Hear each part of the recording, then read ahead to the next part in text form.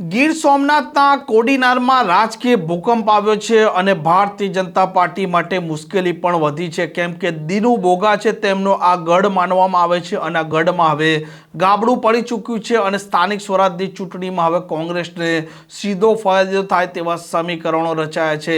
વિગતવાર વાત કરવી છે, શું છે મામલો તેની। વૈષ્ણવજન તો તેને કહીએ જે પીડ પરાઈ જાનાને રે।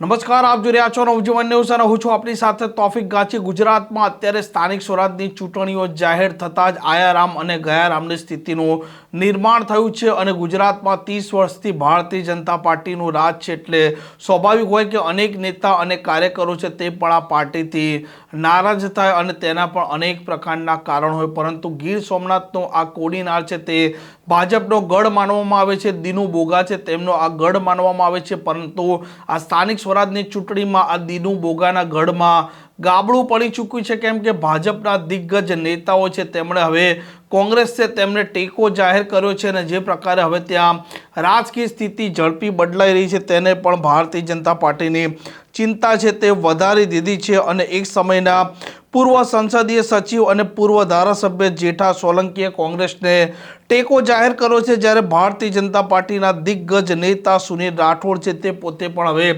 કોંગ્રેસમાં જોડાયા છે અને જે પ્રકારે હવે રાજકીય ત્યાં ચહલપહલ વધી છે, કોંગ્રેસને ગ્રામ્ય વિસ્તારમાં સીધો ફાયદો થાય તેવી પરિસ્થિતિનું નિર્માણ થયું છે અને તેણે ભાજપની ચિંતા વધારી છે। અને આ મામલે આજે ગીર સોમનાથના જે પ્રમુખ છે પૂજા વંશ, જે પોતે પૂર્વ ધારાસભ્ય છે, તેમણે પણ આ મામલે પ્રતિક્રિયા આપી છે। કોડીનાર તાલુકાના સિંધાજ ગામે સુનિલભાઈના ઘરે બેઠક રાખવામાં આવેલી।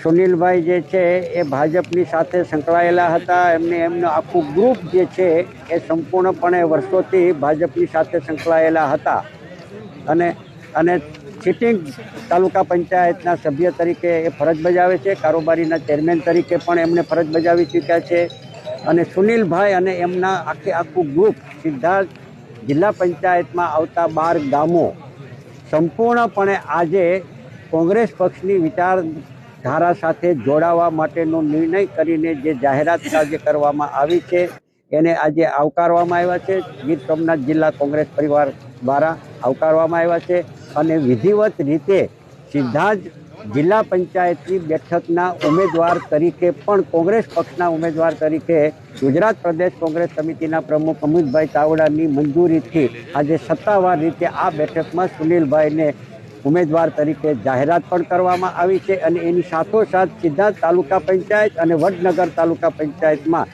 જુવાનસિંહભાઈ અને ભાઈ શ્રી મયુરભાઈ આ બંનેને તાલુકા પંચાયતના ઉમેદવાર તરીકે પણ જાહેરાત કરવામાં આવી છે।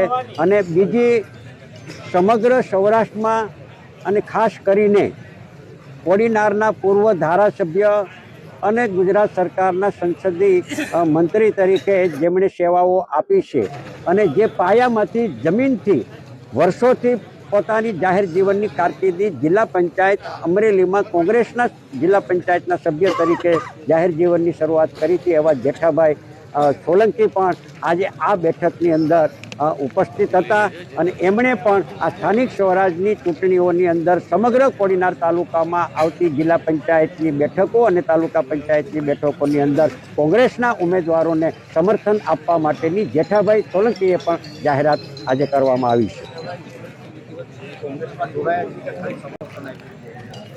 જેઠાભાઈ સોલંકીએ આજે કોંગ્રેસની આ બેઠકની અંદર સુનિલભાઈના નેતૃત્વની અંદર જેઠાભાઈએ પણ કીધું છે કે જે સુનિલભાઈ જ્યાં જે નિર્ણય કરે એ નિર્ણયની સાથે હું છું। સુનિલભાઈએ નિર્ણય કર્યો છે કોંગ્રેસની વિચારધારા સાથે જોડાવાનો। જેઠાભાઈએ એમને સંપૂર્ણપણે સમર્થન આપ્યું છે।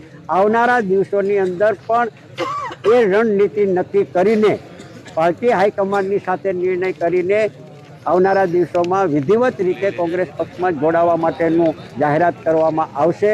હાલ પૂરતી અત્યારે સ્થાનિક સ્વરાજની ચૂંટણીની અંદર જિલ્લા પંચાયતની 5 બેઠકો અને તાલુકા પંચાયતની બેઠકોમાં કોંગ્રેસ પક્ષના ઉમેદવારોને જીતાડવા માટે જેઠાભાઈ સોલંકીએ સંપૂર્ણપણે સમર્થન આપ્યું છે।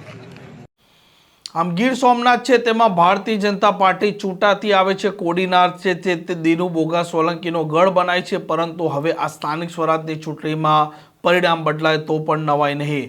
આ પ્રકારના સમાચાર માટે નવજીવન ન્યૂઝની આ ચેનલ સાથે જોડાયેલા રહો. નમસ્કાર.